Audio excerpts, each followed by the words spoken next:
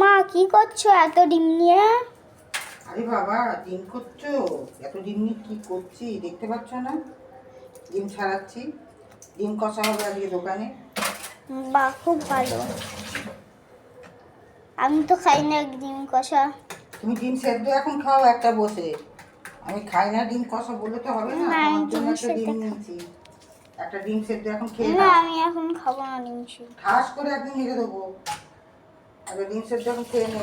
Bit নুন দিয়ে দিচ্ছি, খেয়ে নে।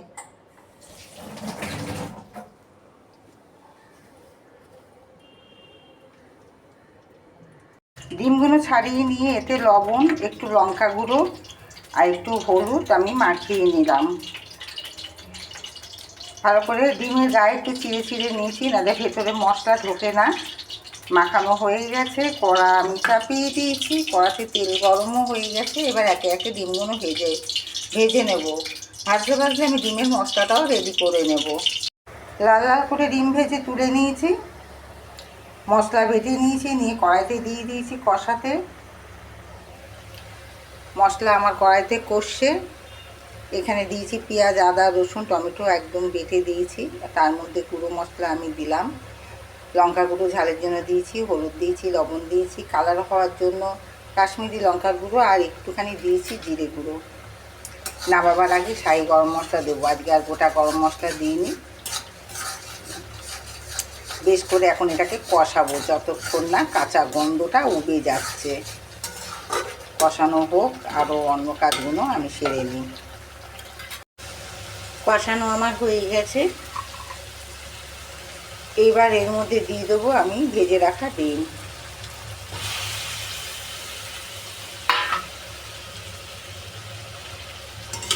ডিমটা নিয়ে চেড়ে এইখানে আমি দেবো সামান্য একটু জল।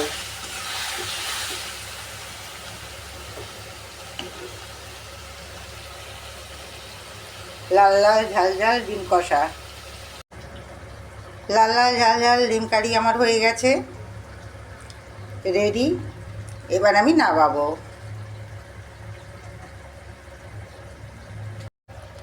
এই ছিল আমার আজকের রান্না। প্রচুর গরম, প্রচুর গরম।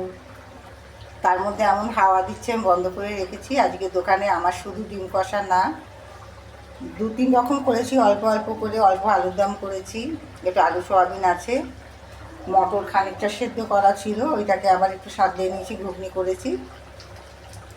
আর তার সাথে রয়েছে ডিম কষা। আর রাত্রে যা হয় লুচি, পরোটা, রুটি সবই আমার থাকবে। যে যেটা বলে তাকে সেরমভাবেই ভেজে ভেজে দেওয়া হয়।